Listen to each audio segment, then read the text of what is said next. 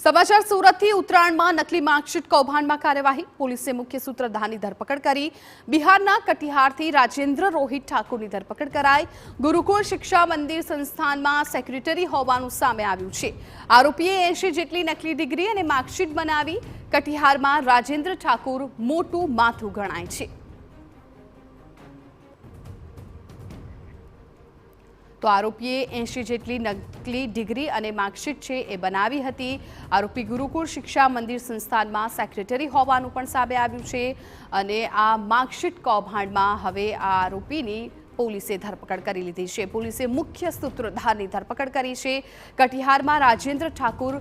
એ મોટું માથું ગણાતું હોય છે અને એના વિરુદ્ધ હવે કાર્યવાહી છે એ કરવામાં આવશે ઉત્તરાયણમાં નકલી માર્કશીટ બનાવવાની જે કામગીરી છે થતી હતી પોલીસે મુખ્ય સૂત્રધારની હાલ ધરપકડ કરી લીધી છે માર્કશીટ કૌભાંડ અંગે મોટી સફળતા મળી છે બિહારના કટિહારથી રાજેન્દ્ર રોહિત ઠાકુરની પોલીસે ધરપકડ કરી છે આરોપી ગુરુકુળ શિક્ષા મંદિર સંસ્થાનમાં સેક્રેટરી હોવાનું પણ સામે આવ્યું છે આરોપી 80 જેટલી નકલી ડિગ્રી અને માર્કશીટ બનાવી હતી અને આ જ નકલી ડિગ્રી અને માર્કશીટ આપીને લોકોને પણ છેતરતા હતા બળદેવ સુથાર અમારા સંવાદદાતા વધુ જાણકારી આપી રહ્યા છે બળદેવ માર્કશીટ કૌભાંડમાં મુખ્ય સૂત્રધારની ધરપકડ થઈ ચૂકી છે હવે કઈ પ્રકારની કાર્યવાહી આગળ કરાશે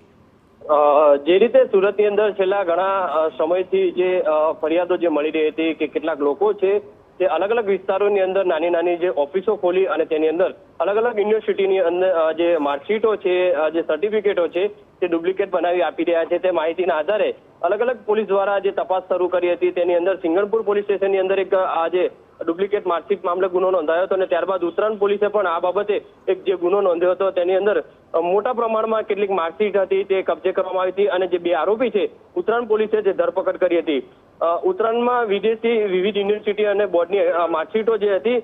તે ડિગ્રીઓ પણ મળી આવી હતી તેના અંદર જે આખો જે તાર છે આરોપી જે છે તે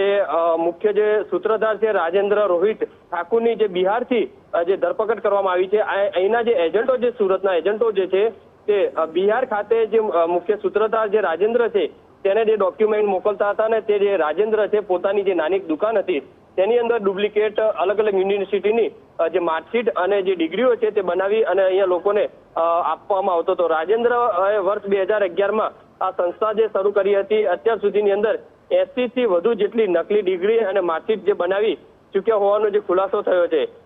કટહીર દ્વારા મોટું માથું હોવાનું તે સામે આવ્યું છે ગલ્લા પોલીસ દ્વારા જ્યારે તેની ધરપકડ કરવામાં આવી ત્યારે તેના સ્થાનિક લોકો પણ ભેગા થઈ ગયા હતા અને ઉત્તરાયણ પોલીસે તેને ગમે તેમ કરી અને અહીંયા ઉત્તરાયણ ખાતે લાવવામાં આવ્યો છે અને તપાસની અંદર હજી બીજા કેટલાક મોટા માથા પણ બહાર નામ આવી શકે છે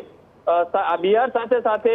દિલ્હીનું પણ કનેક્શન જે સામે આવી રહ્યું છે કારણ કે સિંગણપુર પોલીસ સ્ટેશનની અંદર જે ડિગ્રી કૌભાંડ જે સામે આવ્યું હતું તેની અંદર દિલ્હીના પણ જે તાર જોડાયા હતા દિલ્હીથી પણ બે આરોપીની ધરપકડ કરી હતી એટલે ગુજરાતની અંદર સૌથી વધુ ડિગ્રી બોગસ ડિગ્રી કૌભાંડની અંદર સુરત એપી સેન્ટર બનતું હોય તે રીતના દ્રશ્યો છે તે સામે આવી રહ્યા છે કેટલાક લોકો તો આ જે ડિગ્રી જે બોગસ બનાવી છે તેના આધારે અલગ અલગ વિદ્યાર્થીઓ જે છે તે વિદેશની અંદર અત્યારે અભ્યાસ પણ કરી રહ્યા છે તે જે તે યુનિવર્સિટીને પણ પોલીસ દ્વારા મેલ મારફતે જાણ કરવામાં આવશે જી બિલકુલ બળદેવ આભાર સમગ્ર માહિતી બદલ તો હાલ તો આ માર્કશીટ કૌભાંડમાં મુખ્ય સૂત્રધારની ધરપકડ થઈ ચૂકી છે હજુ પણ કેટલા લોકો તેની સાથે સંડોવાયેલા છે એ તપાસ ચાલી રહી છે